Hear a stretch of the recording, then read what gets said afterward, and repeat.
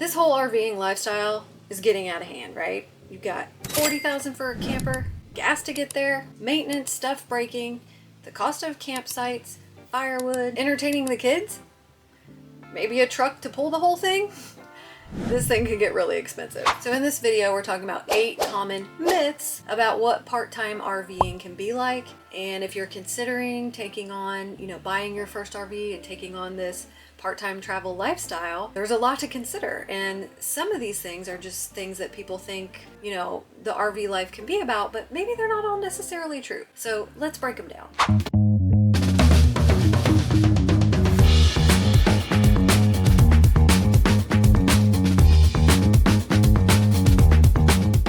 First one being, this is all too expensive. Well, you're not wrong. This is actually not a myth. It is expensive.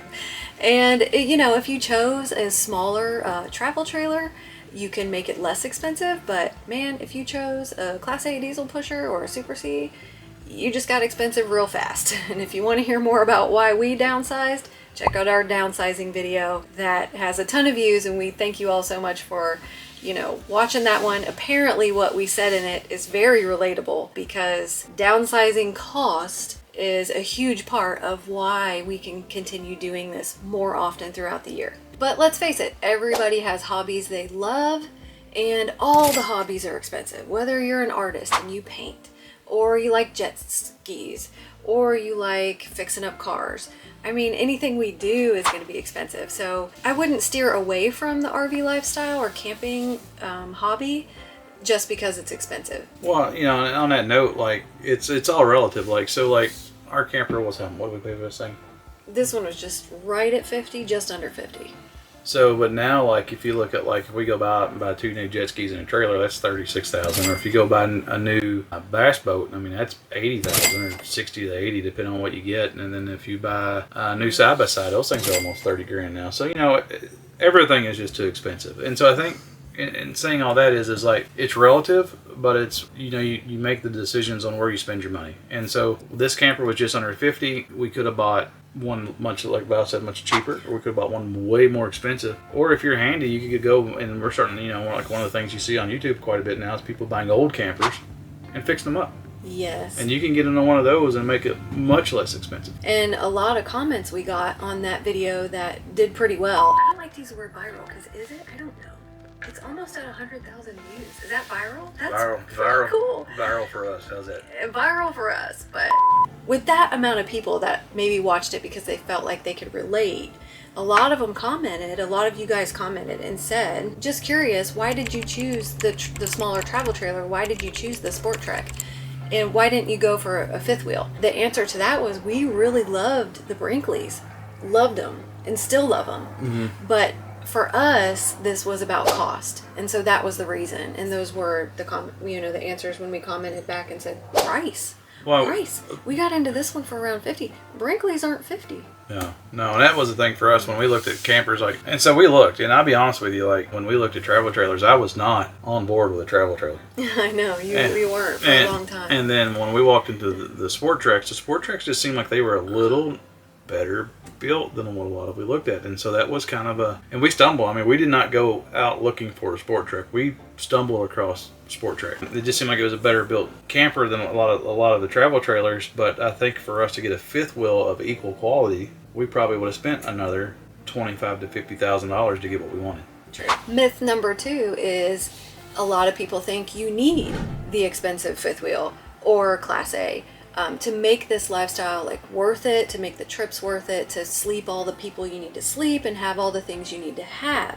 That's actually not true. Less is more, in our opinion, especially at this point in life. You really only need an RV that sleeps the number of people that are going to come on a regular basis. In this case for us, in this particular travel trailer, we have one king bed. Thank God this travel trailer has a king. That's a big reason we bought this one.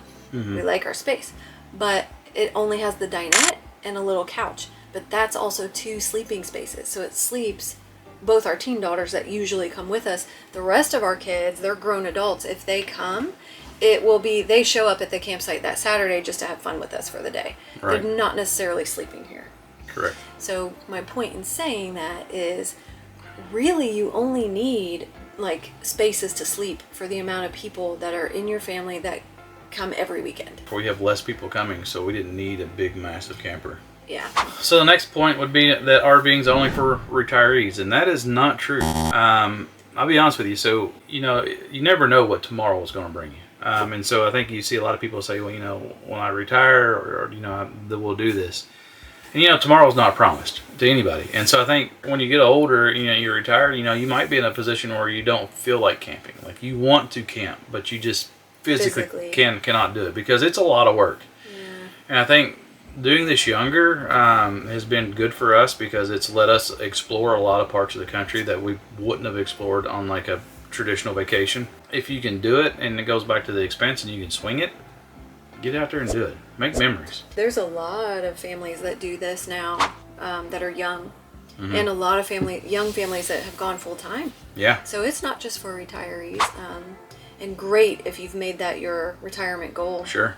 And you get in a big motorhome, go across the country. It's very admirable. But I think we're talking, in a sense, more to the group of people who always say, because believe me, our friends and family have said this to us, well, it must be nice. It must be nice.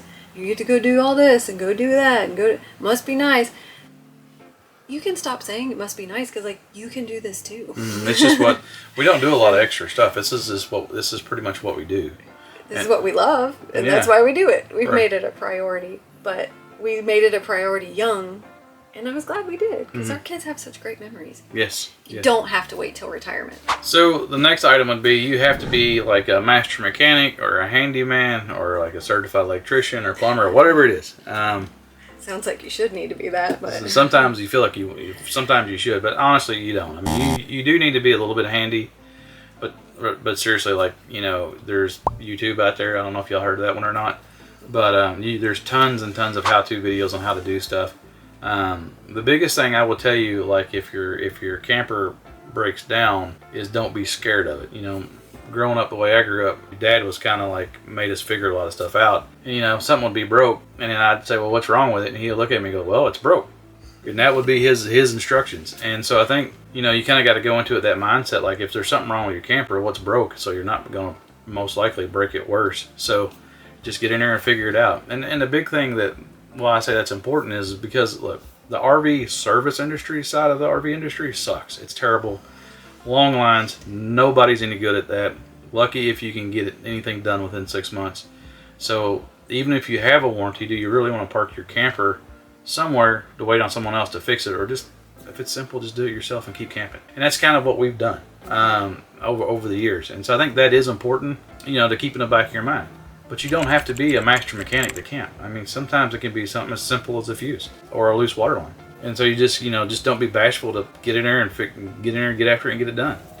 Yeah, if you guys want to meet Jared's dad, check out one of Jared's videos on a day in the life of the farm, because he did grow up on a farm, and that was more of a personal video that we added to our channel. But you can meet his dad's a pretty cool guy. Number 5 is you need a fancy internet setup or expensive internet setup, Starlink, whatever, to be able to do all this if you need constant internet connection. And is that a myth? Is it a myth? It's a myth. Look, I mean, we use a T-Mobile home thing, and it's great. But honestly, everything I need to do, I could make this guy right here work. The good old iPhone. I like this picture of us. You can make do with it. If you look for reasons not to go camping, part-time or full-time, then you won't go. And that is so true. And so, but to have a fancy internet, I mean, we don't have anything super fancy, and it works for us. And we both run businesses, and we have to run businesses while we're on the road. And so, what we use is not expensive. It's not fancy, and it works fine. It works just fine. Less is more. Unless you're full-time and you need serious internet speed, I mean, just part-time weekenders, it's not necessary. Plus, are you going RVing because you want to escape the internet world? Right. You might be. Let's go to the woods and turn off the phones, put them in the basket, shove them under the dinette for the weekend, and enjoy the quiet. That's what I want to do. But then there's like people that need stuff, and then there's kids at home that need stuff. Myth number 6, RVing is always relaxing. That is a lie. That's 100% a lie. So yeah, you can have times that sound just like the example we explained, putting your phones up and enjoying nature. But for the most part, you know, RVs are big hunks of somewhat junk. They can be. They break a lot. They break all the time. You know, there's always something to fiddle with. And, you know, and then you throw in the aspect of family. The kiddos are not always, you know. Kids have bad days. They get in fights. They're hangry. Spouses might get in fights. Not every day's rainbow and sunshine. You all know that. Let's not even talk about setting up the camper. We said, if you want to test your marriage, just set up the camper. So not every day is cupcakes and birthday parties. It's, you know, RVing can be a chore, and packing to go on a trip can be a chore. But if you're somewhat like us and keep it to a minimum, it's not so bad. Yeah, and if you love doing it, it's going to be fun. But if you look at it like a chore and like work, then it's going to feel like a chore and like work. Number 7 is the myth of you have to be a full-timer to fully enjoy it or get all the experience out of it. That's actually not true.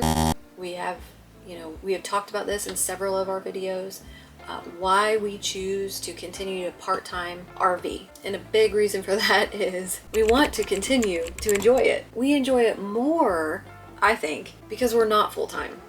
Yeah, it gives us something to look forward to. You know, I think if you lived in your camper and you were always traveling, that would probably be a lot of fun. But I think it would get old. And I think for us is like this weekend, I was really looking forward to going camping because it's an escape for us. Yeah, it feels more like an escape. And maybe when you're a full-timer, it doesn't always. So even though it's difficult and you have bad camping trips, going back to not depending on certain circumstances to decide if you want to do this or not, weather plays a big part in that. If you are always counting on sunshine and 75, you'll never go. So sometimes the best memories you'll make are on the rainiest, muddy days when your camper gets stuck in the mud and your kids are fighting and, you know, the rain ruined the vacation, but somehow you still have fun. Remember the very first time we went camping, one of the very first couple of times we camped, and the kids were little and the weather was crap, and this older lady, we were kind of complaining, I think, and this older lady was talking to us a little bit. She's like, honey, if you only go camping when it's sunny, you'll never go camping. And she gave us a toaster oven. We love the camping community. Our very first trip, and it was around 2012, and our very first fifth wheel. Our kids were little. Like, our youngest was like 3 or 4. Our neighboring campers, like, we got to talking, and we told them that it was our very first trip. They brought us a brand new toaster oven in the box and like gifted it to us. I'll never forget that. I know. I think she wanted it at the casino or something. I'm not even sure what like made her do that, but we had that thing forever. We had it for a long time, and it settled with me. Like, I never forgot that. I was like, oh my gosh, like, really? Why would you give us a toaster? And we used it. I don't know. It was just really sweet. We've had great trips where it's just absolutely poured, and we've had great trips when it's absolutely been sunny, and we've had crappy trips when we've had perfect weather, and we've had crappy trips when it's poured. So I don't think the weather really has that much to do with how your trip turns out as much as it does your attitude. True, and we've booked trips before where they were calling for a lot of rain, and it ended up being not that much rain, and then we still had a great time. Especially if you're going down to Florida, like. And we've had them quite the opposite. And so the last myth that we have is that all RV parks are the same, and that can be the furthest thing from the truth. State parks are very different depending on where you're at. National parks are very different depending on where you're at, and then you have different types of campgrounds. So you can go to like the $40 a night, gravel parking lot, or you can spend $250 a night for a luxury site in the Keys with a cabana on the ocean. Yeah. So there's tons of things to do, and so many options. And we normally will try to do like one nicer campground trip a year, and this is because it's what we like to do. But there's so much variety in parks, and you can be like, we've camped around Percy Priest Reservoir and stayed on lakefront campgrounds, and they're completely different. Mm-hmm. And that's just and they're not like that far apart from each other. So saying all that is like, if you go to the same campground every time, like we used to go to General Butler, that was just where we went when the kids were little. You get the same experience, but as we've camped more and gotten more brave, that did kind of get old. But we did it because our kids were so little. And it was easy. Yeah. And we knew what to expect. And it was cheap. And now, this is the first time that we've been in the same campground this year. And we haven't went very far, but we've always camped somewhere different, and we've had different experiences at each campground. Yeah, there's a ton to enjoy out there. So no matter what kind of RV you own, no matter how many times a year you're afraid, do you think you can't go, just do it. Just get one if you're thinking about it, and Enjoy it. get on the road and go. Make memories. If the video was helpful, please like and subscribe. We'll see y'all on our next adventure. See you guys.